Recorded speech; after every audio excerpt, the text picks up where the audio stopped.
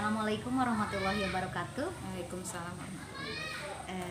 Terima kasih saya ucapkan kepada Ibu Sugiyarti bahwasanya Ibu telah berkenan menjadi partisipan saya dalam penelitian tesis yang sudah saya susun.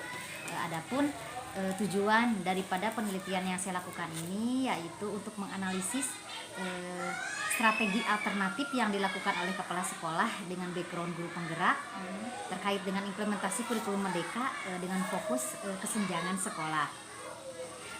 Bagaimana Ibu kabarnya Ibu? Alhamdulillah baik. Alhamdulillah, terima kasih Ibu senantiasa meluangkan waktunya. Langsung saja ya Bu ke pertanyaan yang akan saya ajukan kepada Ibu seputar dengan apa yang disampaikan tentang implementasi kurikulum Merdeka. Bagaimana pemahaman Ibu terkait dengan konsep kurikulum Merdeka dan apa perbedaannya dengan kurikulum yang lain Bu? Kalau pemahaman saya ya Bu ya mengenai konsep kurikulum Merdeka dan perbedaannya dengan kurikulum sebelumnya, mungkin kurikulum 2013 ya. Nah, kalau menurut saya pada konsep kurikulum Merdeka ini pembelajarannya itu lebih berpusat kepada peserta didik. Jadi bukan teacher center lagi, tetapi student center. Kemudian di kurikulum Merdeka ada yang tidak dilakukan mungkin biasa oleh guru-guru dulu. Di sini kan ada refleksi pembelajaran. Kemudian guru lebih diberikan keleluasaan dalam mengeksplor kemampuannya gitu ya, untuk berinovasi. Siswa juga demikian. Nah, kalau kurikulum 2013 sih pemahaman saya dulu lebih berpusat kepada bagaimana pembentukan karakter dan materi yang memang sudah diinikan dari nasional mungkin ya, seperti itu. Karena kan kalau di kurikulum 2013 itu pendekatan kayak tematik ya, seperti itu mungkin. Ya baik Ibu. Kemudian Bu, bagaimana pandangan Ibu mengenai efektivitas implementasi kurikulum Merdeka gitu? Apakah ada faktor yang mendukungnya ataupun ada yang menghambatnya Bu dalam menerapkannya? Pasti saja ya ada faktor pendukung dan penghambat. Menurut saya untuk bisa mendukung program implementasi kurikulum Merdeka itu bisa berjalan dengan lancar, tentunya dibutuhkan sumber daya yang memang mendukung gitu Kak. Seperti guru-guru kan sekarang pemahaman itu belum merata ya, di sekolah saya saja gitu. Mengenai kurikulum Merdeka itu mereka belum paham seutuhnya gitu. Nah, jadi hanya sebagian saja. Untuk itu memang perlu diadakan kayak pelatihan. Boleh itu kan disediakan oleh pemerintah, seperti dulu ada ruang pelatihan mandiri ya di PMM, atau sekarang mungkin ruang guru ya, ruang GTK-nya bisa dimanfaatkan untuk pengembangan kompetensi. Nah, gitu untuk yang mendukungnya seperti itu. Hambatannya yaitu pemahaman guru-guru itu belum merata gitu ya dalam masalah implementasi kurikulum Merdeka. Ya, jadi menurut Ibu keefektivitasan dari kurikulum Merdeka itu sekiranya bisa membantu atau memang memunculkan sesuatu hal yang baru? Sangat bisa membantu bahkan misalkan. Jadi karena guru itu akan belajar untuk berinovasi kreatif gitu ya, untuk jadi nggak kayak dulu lah guru tuh cari aman gitu. Kebanyakan kan cari aman ya. Gitu. Insya Allah sih dipacu dari sekarang di sini mah. Wah ya nak gitu, harus mau mengikuti perkembangan pendidikan yang memang sekarang sedang berjalan. Gitu. Kemudian Bu, dengan background Ibu pernah mengikuti program guru penggerak, tentunya banyak sekali pengalaman ya Bu ya. Nah, yang ingin saya tanyakan di sini, bagaimana pengalaman dan pelatihan dari guru penggerak tersebut membantu Ibu dalam menerapkan kurikulum Merdeka di sekolah ini Bu?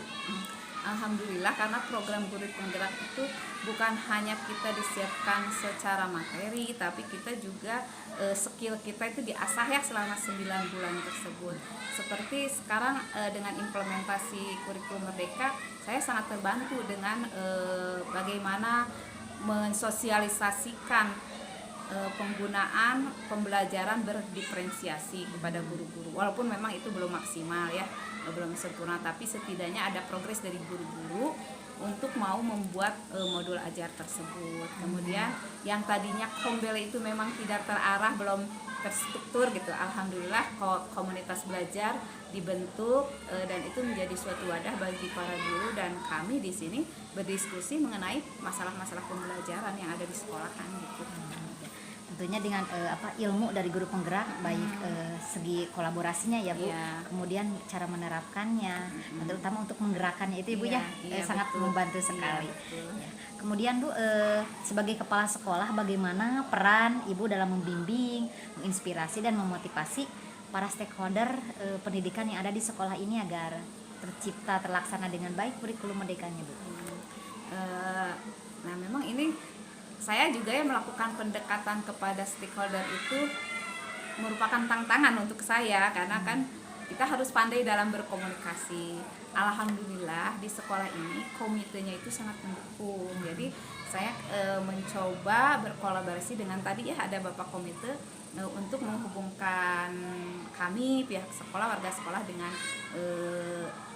aparat desa atau lembaga-lembaga yang ada di lingkungan sekitar yang dapat membantu kemajuan di bidang pendidikan. Seperti kami kemarin berkolaborasi dengan KWT ya, KWT Mawar itu kayak kelompok wanita tani. Kenapa kami bermitra dengan mereka? Karena ada program sekolah ini ditunjuk untuk menjadi sekolah adiwiyata.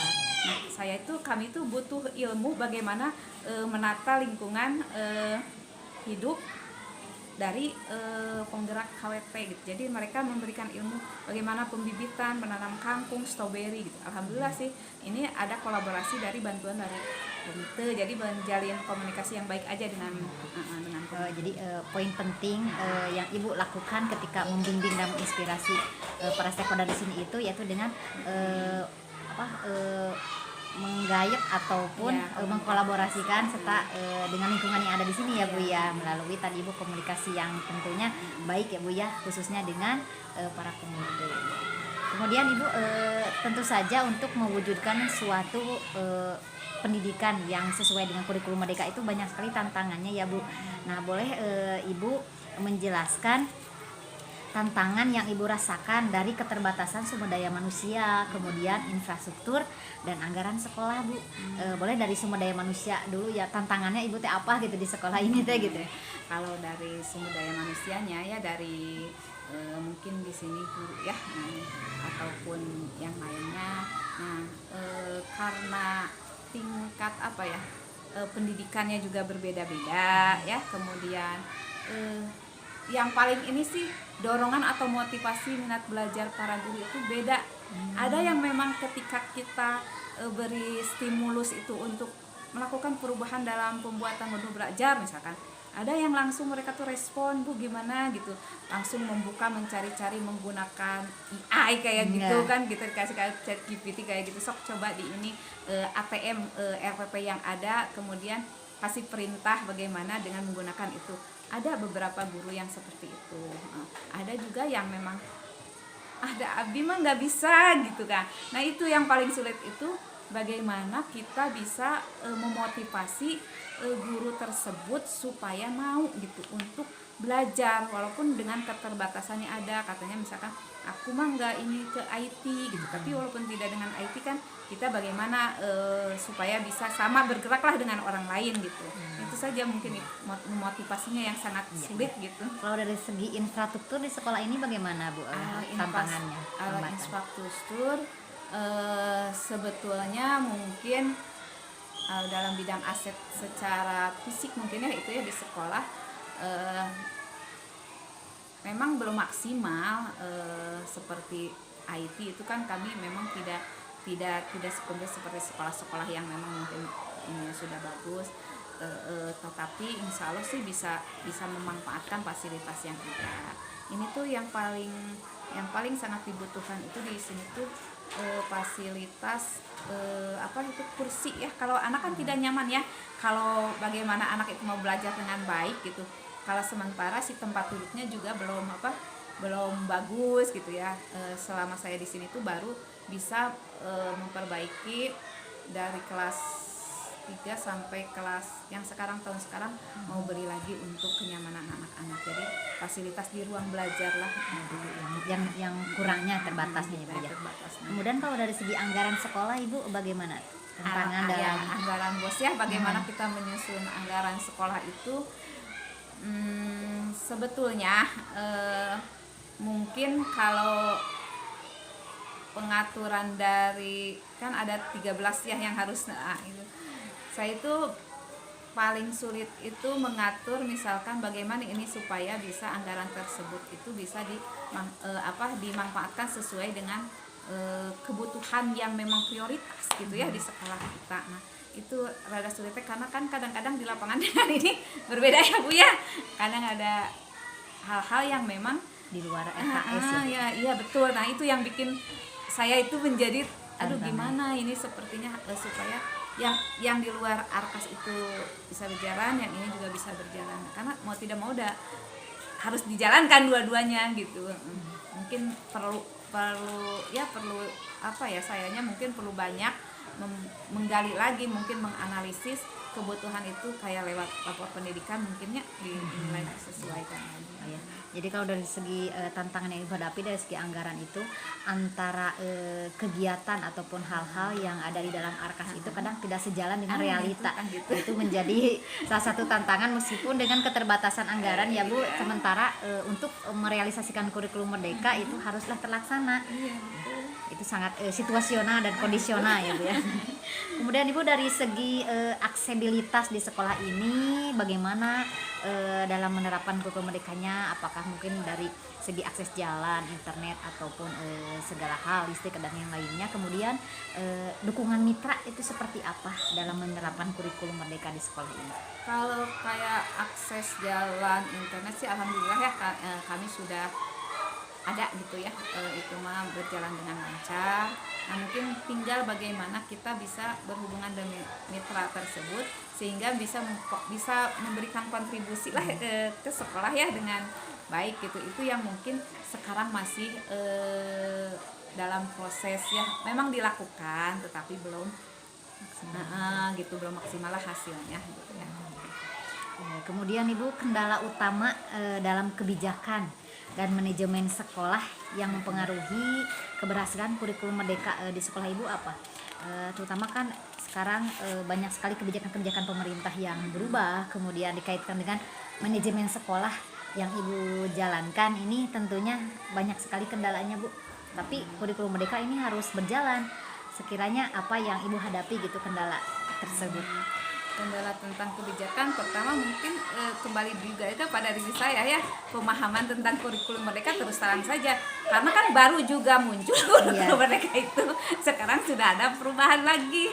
Jadi mungkin kita hanya paham secara garis besar saja Bu ya, belum bisa, apalagi belum bisa terrealisasi dengan baik gitu di sekolah. Kemudian yang kedua, dalam perencanaan program itu kadang-kadang memang kita nggak relevan gitu ya Bu ya, dimasukkan di dalam program sekolah pas di lapangan ternyata itu juga menjadi kendala untuk saya, bagaimana terus bisa menghadapi gitu, mengadaptasinya dengan kebutuhan peserta didik ataupun kebutuhan warga sekolah. Terus yang ketiga itu guru dalam menerapkan kegiatan pembelajaran berdiferensiasinya itu tetap masih belum berjalan, hanya beberapa guru saja kata saya bilang masih tetap menggunakan Model lama. Gitu kayak model lama, kalau nggak kita ini siap diingatkan baru gitu ya, masih berproses, masih belum maksimal gitu ya dalam itunya. Terakhir mungkin dalam monitoring dan evaluasinya kita dalam melakukan monitoring dan evaluasi. Jadi hal tersebut menjadi kendala besar ya Bu ya, dari dalam diri gurunya, kemudian terkait dengan monitoring dan hasil evaluasinya gitu ya, belum berjalan dengan maksimal. Kemudian Ibu, bagaimana Ibu mengatasi berbagai kendala yang sudah Ibu sebutkan tersebut, mungkin dari segi sumber daya manusia gurunya, kemudian sarana prasarana, anggaran tadi, kemudian ada berhubungan mitra Ibu masih berjalan itu. Kemudian yang terakhir barusan Ibu sampaikan terkait dengan masih banyak guru yang masih ingin di zona nyaman gitu Bu. Bagaimana mengatasi trip Ibu gitu, mengatasinya hal tersebut?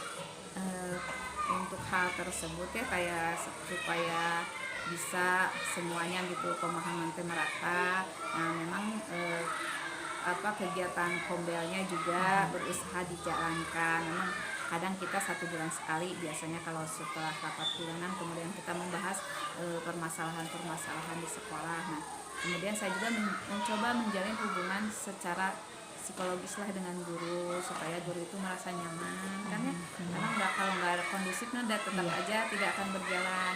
Nah, dengan demikian kan guru menjadi lebih lebih terbuka kepada kita gitu, kesulitan mereka. Dan ketika saya memang mampu, tentu saja saya bantu. Kalau saya memang kurang memahami, biasanya saya mengajak rekan lain yang mampu lah untuk membimbing gitu. Jadi enggak orang ke sekolah kudu kurang, enggak sih. Saya mah ketika saya tidak paham, saya mencari informasi dari orang lain untuk membantu guru tersebut gitu. Masalah anggaran sekarang mah ya berusaha diprioritaskan aja lah yang memang benar-benar urgen untuk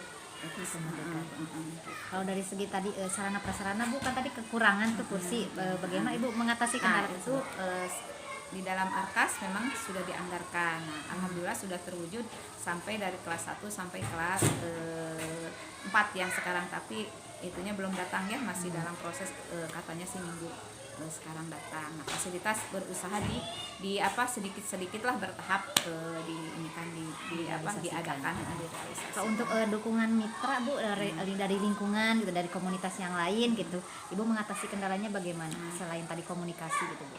Dengan mitra itu kita sama Bu, kita kadang-kadang suka ada acara seperti makan-makan gitu ya, itu untuk menjalin komunikasi. Keluar dulu, menjalin kerjasama seperti dengan KWT atau dengan lingkungan sekitar yang ada ibu-ibu PKK kayak gitu ya. Kita itu suka menjalin komunikasi melalui ada kegiatan 1 bulan sekali. Memang baru kemarin sih dilaksanakan. Acara ngaliwat bersama, maksudnya itu mendekatkan dulu lah supaya kita itu nantinya kalau ada program apa tuh mudah gitu untuk dibicarakan dengan kepala desa, dengan kita sebelumnya selalu melakukan silaturahmi untuk menjalin sesuatu hal yang memang sekiranya belum bisa terprediksi dengan baik, tentunya komunikasi itu jauh lebih baik ya Bu ya, kunci utama gitu Bu ya. Kemudian Bu, bagaimana strategi Ibu dalam mengoptimalkan keterbatasan? Kan tadi sudah disampaikan berbagai macam keterbatasan dari segi apa-apa, untuk memaksimalkannya Ibu seperti apa Bu? Kalau memaksimalkan keterbatasan yang tersedia ya dalam konteks kurikulum merdeka, fokus mungkin pada, karena kan di sekolah itu yang menjadi fokus adalah untuk mengoptimalkannya tentang yang berjalan itu harus guru ya.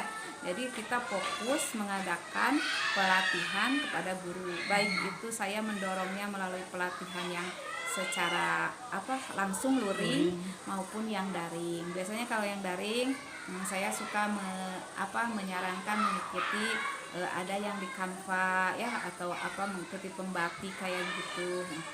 Sudah ada yang ikut di sini juga termasuk saya, kemudian ada guru-guru kalau di Canva semua. Nah, manfaatnya mungkin itu tuh pengembangan kan bagi mereka gitu, supaya lebih paham mengenai implementasi tersebut. Kemudian Bu, dari strategi apa yang Ibu terapkan untuk memastikan seluruh pemangku kepentingan, baik itu guru, siswa, orang tua dan komunitas itu dapat berpartisipasi dalam menerapkan kurikulum merdeka? Biasanya sih strategi untuk hal tersebut kita adakan seperti kegiatan-kegiatan kan. Kalau di setiap semester itu ada yang waktu kegiatan keagamaan ya, misalnya PHB itu program hari-hari besar ya. Nah, kan kita mah suka join sama di sini kan ada pesantren. Nah, jadi bekerja sama dengan mereka. Kemudian kegiatan hari besar nasional, seluruh paguyuban itu harus ikut dalam kegiatan tersebut. Jadi di sela-sela seperti itu kita membangun hubungan psikologis juga sambil mengobrolkan, misalkan ini sekolah teh pengen punya program seperti gitu, gitu biasanya seperti itu. Dan itu sudah dilaksanakan gitu, berkolaborasi bersama. Jadi strateginya itu memanfaatkan momen ya Bu ya, memanfaatkan momen yang memang dapat ada semua di situ, baik siswa, guru, kemudian komunitas, sehingga apa ya, rencana yang diinginkan sekolah itu bisa terrealisasikan melalui komunikasi yang baik, Ibu. Kemudian Bu, apa dampak terbesar yang Ibu rasakan setelah menerapkan kurikulum merdeka, baik bagi siswa, bagi guru dan lingkungan sekolah? Kalau bagi siswa mungkin terlihatnya siswa itu terlihat lebih aktif ya, kemudian percaya dirinya juga mereka timbul karena mungkin sering oleh gurunya itu disuruh tampil ke depan. Mereka pembelajaran kontekstual seperti itu kan mereka harus mempresentasikannya ya, seperti itu gitu. Nah, contohnya waktu bekerja dengan KWP kan, kemudian anaknya disuruh presentasi ketika kita sosialisasi bullying bekerja sama dengan Muspika kan, dari Bapak Polsek ya kalau dari kecamatan itu. Nah, anak-anak mempresentasikannya di depan mereka, jadi mereka lebih aktif, lebih percaya diri. Gurunya juga lebih berinovasi tentunya karena dituntut untuk itu gitu ya. Walaupun mungkin ukuran inovasinya kan berbeda-beda ya. Jadi setidaknya ada perubahan ya Bu ya, Iya, dari ada progres. kebiasaan dulu dengan kebiasaan Iya, sekarang. betul. Kemudian Bu, untuk mewujudkan harapan seperti yang Ibu inginkan tersebut, apalagi terlebih dengan berbagai macam keterbatasan, bagaimana Ibu mengevaluasi keberhasilan implementasi kurikulum merdeka di sekolah ini? Apakah ada indikator-indikator tertentu yang Ibu terapkan ataupun metode yang Ibu gunakan gitu? Untuk cara mengevaluasinya seperti apa Ibu? Kalau saya meminta kepada guru itu supaya kalau misalkan di kelas, nah biasakanlah melakukan refleksi mungkin ya kepada setiap pembelajarannya. Nah kalau untuk saya dan mungkin guru-guru untuk melihat keberhasilan kualitas pendidikan di sekolah, kita berrefleksi dengan di saat kita melakukan berkumpul bersama di komunitas belajar seperti itu. Jadi poin pentingnya refleksi ya Bu ya, mengetahui sejauh mana kekurangan kita, kemudian kelebihan yang harus dipertahankan. Gitu. Ya, itu menjadi salah satu hal yang kadang terlupakan, Iya, tapi betul. penting, tapi sangat bermakna ya Bu Iya. untuk kedepannya. Kemudian Ibu, nah harapan Ibu nih dari pemerintah, Ibu teh pengen dukungan yang apa gitu? Dukungan yang dibutuhkan dari sekolah ini, dari pemerintah, agar terimplementasikan dengan baik kurikulum merdeka ini, harapan dari Ibu sendiri itu seperti apa? Kalau harapannya mungkin ya disesuaikan dengan kebutuhan dan karakter sekolah sini saja ya. Kalau harapan saya tidak besar-besar sebetulnya ketika membuat program tersebut, insya Allah sih pasti pemerintah itu memberikan yang terbaik gitu ya Bu ya. Tetapi mungkin yang saya harapkan sebelum implementasi program tersebut terlebih dahulu disiapkanlah sumber daya manusianya. Jadi ketika melaksanakan itu dilaksanakan, memang kita sudah benar-benar siap semuanya gitu ya, orang-orang yang memang menjadi garda terdepan lah, guru-guru gitu gitu. Entong programnya harus dijalankan, si sumber dayanya belum disiapkan gitu. Jadi sekiranya yang Ibu harapkan dukungan untuk meningkatkan kompetensi gurunya itu apa gitu Bu? Apakah ada pengen workshop lah kayak gitu, lebih diinikan gitu ya, pelatihan-pelatihan untuk guru gitu, baik itu apakah mau pakai yang daring atau luring gitu ya, terserah itu mah pokoknya yang berimbas pada peningkatan kompetensi guru lah gitu ya. Karena memang guru itu adalah selain garda terdepan juga menjadi fokus utama dalam pendidikan ya Bu, untuk menjalankan suatu keberhasilan sekolah itu sendiri. Kemudian Bu, apakah ada kompetensi yang diperlukan selain kompetensi memanajemen kurikulum gitu yang mendukung keberhasilan kurikulum merdeka? Kompetensi yang lain gitu agar mendukung implementasi kurikulum merdeka ini berjalan dengan baik. Kompetensi apa yang seorang kepala sekolah atau guru harus miliki gitu Bu?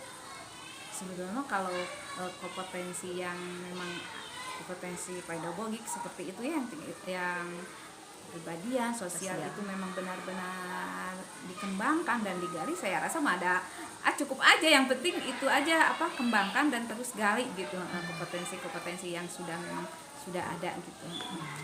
Jadi tetap dengan keterlibatan kompetensi dalam diri guru itu sendiri ataupun dari dalam kepala sekolah sendiri bisa menunjang kompetensi manajemen kurikulum yang ada ya. Jadi barangkali ibu ada, oh saya mah punya ide tersendiri bahwa kompetensi seperti ini nih yang harus dimiliki gitu. Menurut ibu apapun itu bisa aja gitu ya Bu ya, yang secara lumrah dari kementerian bahwasanya ada 4 kompetensi itu. Iya, bisa. Kalau bisa mah di sekolah tuh, karena sekarang kan kalau guru SD beda kan ya dengan guru-guru yang lain semua. Kalau bisa mah supaya guru yang ini tuh memang fokus ya, ada lah di sekolah teh dari pemerintah teh yang memang ada bagian untuk pengembangan psikologisnya kayak minat dan bakat serta didiknya gitu. Tapi ya itu mah mungkin perlu waktu ya, dan ini yang pemerintah ya itu sih pengennya seperti itu supaya lebih fokus lah guru teh gitu untuk segala ting guru SD mah kan ya. Jadi kayak semacam kompetensi kekhususan gitu ya Bu ya. Jadi agar tidak selalu semua beban itu ditumpukan kepada seorang guru ya Bu ya. Terus itu yang kan kurikulum mereka kan harus yang inklusivitas yang gitu. Nah itu kan kita sama sekali nggak punya kemampuan menjadi guru pembimbing khusus yang kayak anak berkebutuhan khusus ya. Kalau bisa mah ada lah gitu untuk khusus dari satu sekolah ini tuh dibimbing gitu, apa ada pelatihannya gitu ya yang memang paham dengan hal tersebut. Baik Ibu. Terima kasih sekiranya apa yang sudah Ibu sampaikan itu tentunya bermanfaat untuk saya, menginspirasi saya sendiri, terlebih-lebih dengan program-program yang Ibu sampaikan. Semoga harapan dari sekolah ini bisa terlaksana dengan baik, kemudian keterbatasan itu perlahan menjadi sebuah kelebihan, dan semoga apa yang sudah Ibu sampaikan ini berkah bagi Ibu, kemudian berkah juga untuk saya. Terima kasih Ibu atas waktunya. Semoga yang disampaikan bisa menjadi salah satu sumber penelitian yang bermanfaat. Sekian Ibu. Mohon maaf atas segala kekurangan mungkin dari kami ya. Tidak apa-apa Ibu, karena ini memang sebuah sesuatu yang baru bagi saya. Tidak ada yang tidak mungkin ya Bu, seperti di situasi sekolah saya seperti ini. Ternyata setelah berkomunikasi kenal dengan Ibu, oh ternyata banyak yang baru yang mungkin bisa saya bukan tiru ya Bu ya, berpraktik baik itu mungkin yang saya garis bawahi. Terima kasih Ibu. Sekian, wassalamualaikum warahmatullahi wabarakatuh. Waalaikumsalam.